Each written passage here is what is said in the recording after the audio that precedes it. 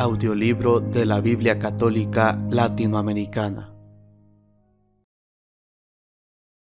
Prólogo. Segunda carta a Timoteo. Leer al respecto la introducción a las cartas pastorales. Mientras la primera carta a Timoteo mostraba a un Pablo todavía libre en sus movimientos, esta la escribe desde una de sus prisiones. Una reflexión de Pablo respecto de un amigo fallecido parecería indicar que estaría entonces en Roma. Se estaría pues en los años 61 al 63 o más tarde aún, durante un segundo y dudoso cautiverio de Pablo. Pero esta interpretación se basa en una mala traducción. Los temas de esta carta invitan a pensar que haya sido escrita desde Cesarea, donde Pablo estaba detenido por el gobernador Félix. La carta sería del año 58 y por lo tanto posterior a la primera en algunos meses. El comienzo de la carta tiene puntos de contacto muy notables, tanto con el discurso de Pablo como con la carta a los romanos. Sin embargo, no es tan sencillo interpretar las aproximaciones del tema o de vocabulario para sugerir que Segunda de Timoteo tiene el mismo autor que la carta a los romanos.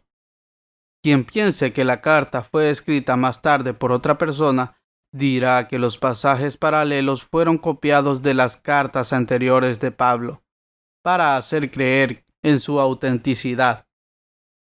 Y al revés, cuando encuentre una idea un poco novedosa, verá en ella la prueba de que el autor no es el mismo.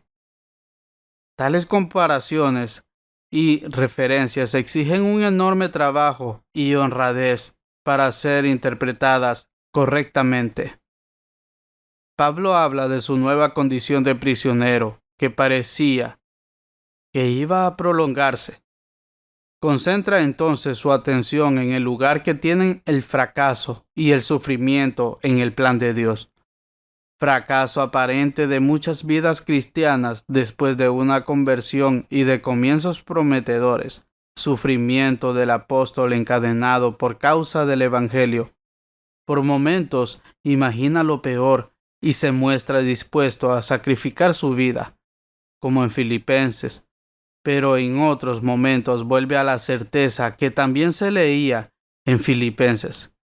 Ese cautiverio forma parte de su misión y le permitirá dar testimonio del Evangelio frente a las más altas autoridades del Imperio Romano.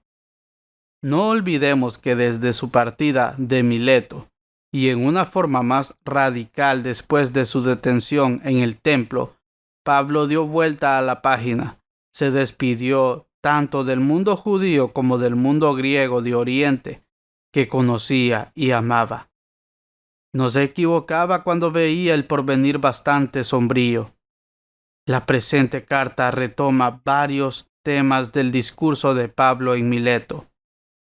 Pablo prevé la difusión de los errores dentro de la iglesia y la formación de sectas. Timoteo fue el primero de los asistentes de Pablo en el tiempo y al que más amaba. Con esta carta, Pablo quiere transmitirle su fuerza y su convicción apostólica.